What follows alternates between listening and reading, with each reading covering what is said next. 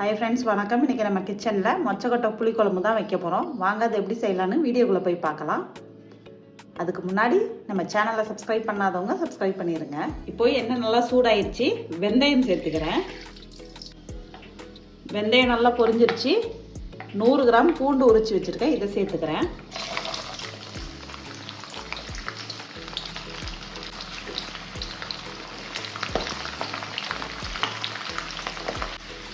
பூண்டு போட்டு ஒரு 3 நிமிஷத்துக்குள்ள நம்ம வெங்காயம் சேர்த்துடலாம். பெரிய வெங்காயம் 2 கட் பண்ணி வச்சுருக்கேன், இதை சேர்த்துக்கிறேன்.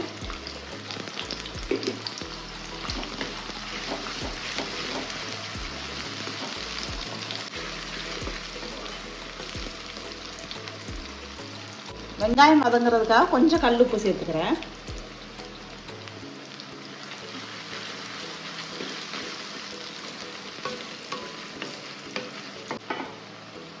ஓகே, வெங்காயம் பூண்டு சேர்ந்து வதங்கட்டும். இப்போது வெங்காயம் பூண்டு நல்லா வதங்கிருச்சு. 4 தக்காளி எடுத்துருக்கேன், மீடியம் சைஸில் தக்காளியை சேர்த்துக்கிறேன்.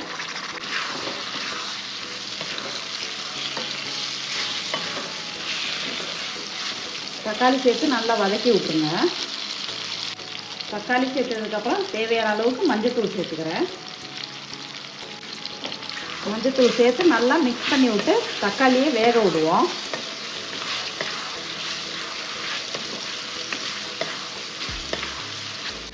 தக்காளி வதங்கட்டும். ஓகே, இப்போ தக்காளி நல்லா வெந்துருச்சு. இப்போ நம்ம கத்திரிக்காய் கட் பண்ணி வச்சுருக்கோம், கத்திரிக்காயை சேர்த்துக்கிறேன்.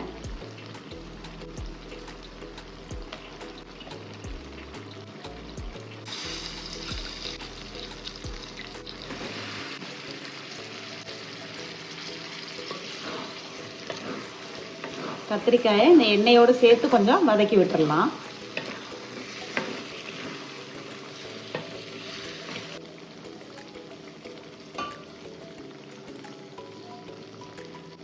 இதில் ஒரு 4 முருங்கைக்காயும் சேர்த்துருக்கேன்.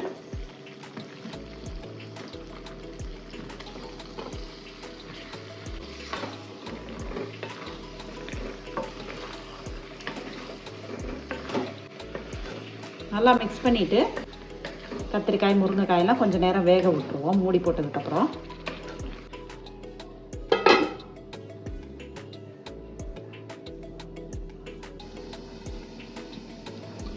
ஓகே, இப்போ ஓப்பன் பண்ணி பார்க்கலாம். ஓகே, இப்போ கத்திரிக்காய் வந்து ஹாஃப் குக் ஆயிடுச்சு. இந்த இடத்துல நம்ம மசாலா சேர்க்க போகிறோம்.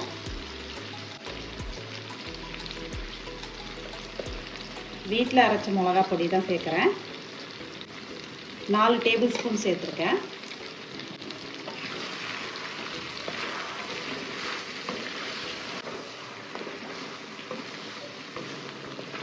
இப்போ மசாலா சேர்த்த உடனே கொஞ்சம் தண்ணி ஊற்றி இந்த மசாலாவை வேக வச்சுருவோம். இந்த பச்சை வாசனையெல்லாம் போகிற வரைக்கும் வேக விடுவோம்.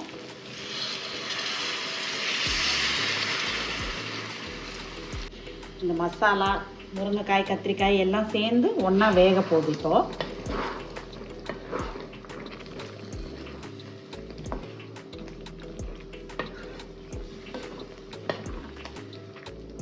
இப்போ நம்ம சிம்மில் வச்சு முருங்கைக்காய் கத்திரிக்காயை வேக விட்டுருவோம்.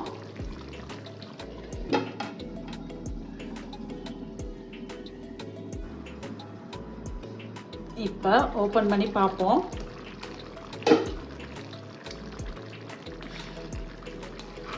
இப்போ முருங்கைக்காய் கத்திரிக்காயெல்லாம் நல்லா வெந்துருச்சு. கிட்டத்தட்ட மீடியம் ஃப்ளேமில் வச்சு 8 to 10 மினிட்ஸ் வேக விட்டுருக்கேன். இப்போ நம்ம பருப்பு சேர்த்துக்கலாம். மொச்சப்பருப்பு வந்து வேக வச்சு வச்சுட்டேன், வறுத்து வேக வச்சு வச்சுருக்கேன், இதை சேர்த்துக்கலாம்.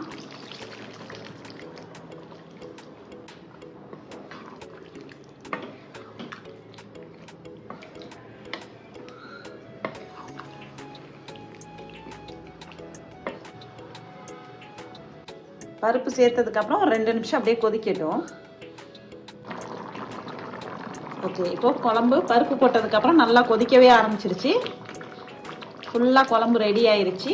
இந்த இடத்துல நம்ம புளியை கரைச்சி வச்சுருக்கோம்.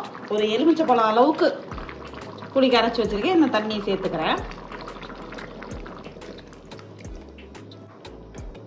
புளி சேர்த்ததுக்கப்புறம் புளி வாசனை போகிற வரைக்கும் கொதிக்க விட்டு ஸ்டவ் ஆஃப் பண்ணிட வேண்டியதான். நம்ம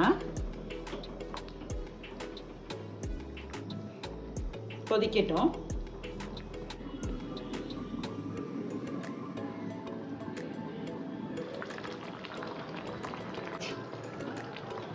புளி சேர்த்ததுக்கப்புறம் நல்லா கொதிக்க விட்டாச்சு. இப்போ நம்ம மொச்சக்கொட்டை புளிக்குழம்பு வந்து ரெடி ஆயிடுச்சு.